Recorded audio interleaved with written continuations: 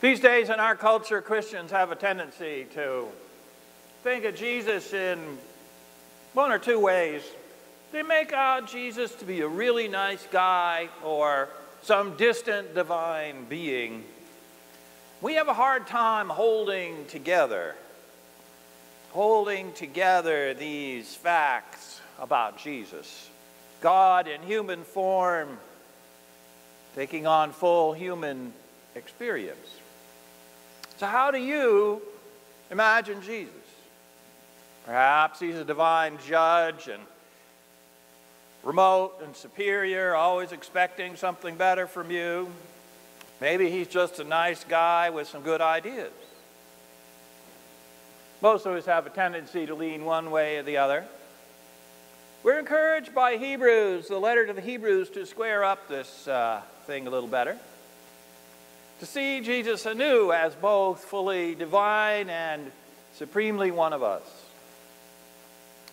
And it matters, how we think about Jesus. Because we will tend to conform our faith to an image in countless ways. If Jesus is some remote judge, we might live in fear and constantly work to perform better. And we'll measure other people the same way. And of course, if Jesus is just another guy, well, he doesn't really matter too much, right? Just a nice guy telling us some things we can ignore when we feel like it. But the letter to the Hebrews invites us to see Jesus as the great mediator between the divine and the human.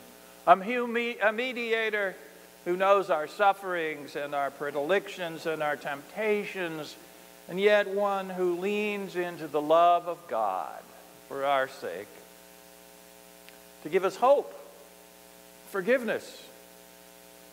The letter takes care to point out that Jesus wasn't here to lord it over us or anybody.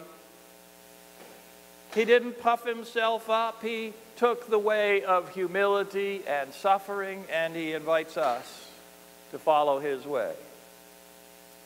The letter uses the word several times that's often translated obey or submit. Most of you women know that this word is a loaded item. What does that really mean? One way you have the sense of military obedience. The commanding officer says, do it, and you do it. Don't do it, and you get shot. Do it, and you might get shot. Obedience, jump and fetch it. It's a self-abnegation. It's for a 64-cent word. It's kind of just giving your whole self up and not really having a self anymore. It's blind and slavish, isn't it? But I don't think that's what the Greek word means. And I don't think that's what Jesus meant. The word has a different meaning, I think, in Greek. It is seeking to do the will of another. Right? If you have a good employer, you may seek to do your employer's will because you believe that the better the company does, the better you will also do, and the better the public will be because you're doing something worthwhile. At least that is the old model of economics. And in a marriage, we both need to submit to one another, don't we? Right? One to the other, where we seek to do the will of our beloved. It's not because we want to be slaves. It's because we love one another. A child often will seek to do the will of the parent, not because they're going to get a whipping, but because they want to please the parent. They want to show that they love the parent, at least until they turn 14. Then it's likely to be the opposite, isn't it? Jesus was talking to us, as the letter to the Hebrews talks to us about being responsive to God.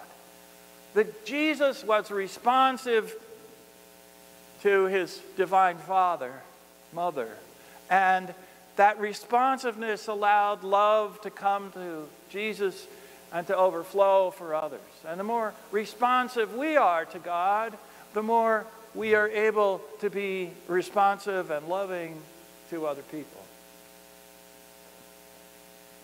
Jesus invites us to do this. And I think there are few things more important than this. Can we be open and responsive to the love of God? Because if we're not, what are we doing here?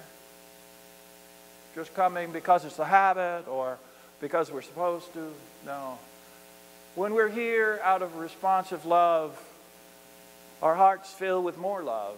We share that love with one another. We turn and we find new people to share that love with. People who are different, people who are very different, people who might even be our enemies. This letter is here to tell us that God is not remote, that God is not beyond us and condemning, but intimately present with us, just as Jesus was present with the disciples, men and women, not too different from us, ordinary folks. And that's the invitation that we have today, to be with Jesus through the power of the Holy Spirit, and to look around and to see the face of Jesus on other people. The quiet older person sitting in the back, the obstreperous kid, the person who drives you nuts, the person who talks too much, the person who has one-word answers, the person who's black or yellow or green or purple in hair, doesn't matter. One of my best friends in church has blue hair, but that's Alice, and she went out to work with the kids. So, my friends, it's a short message this morning, but I think it's an important message, one we ought to take heart about. Can we see Jesus Christ as one who loves us, one who loved his divine source, and who turns and loves us? And then can we turn and love back? And can we love others? This is how mediation actually takes place.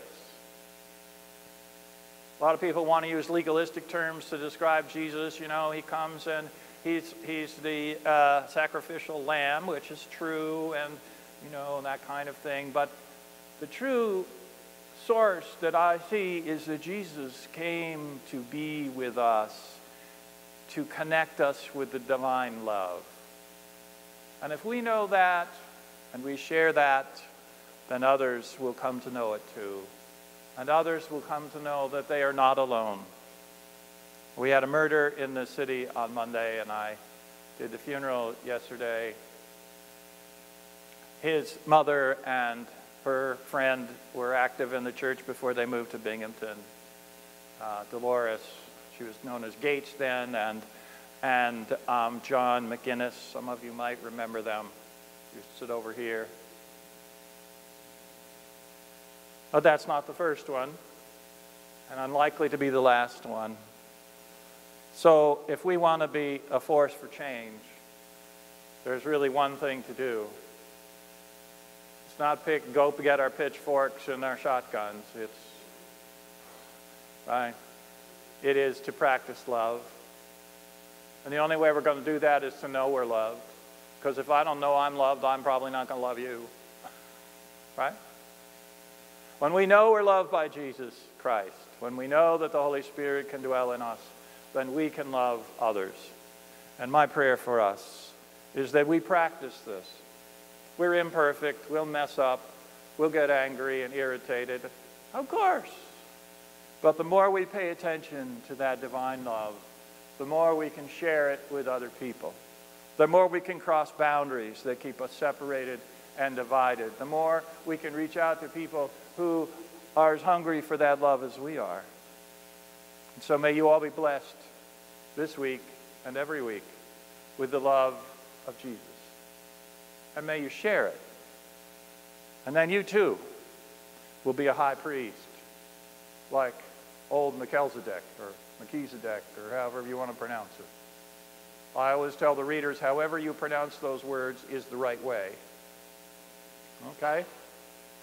But remember, our job is to mediate God's love, not by being better than other people, but by being lovers of humanity, just as God is a lover of humanity. Amen.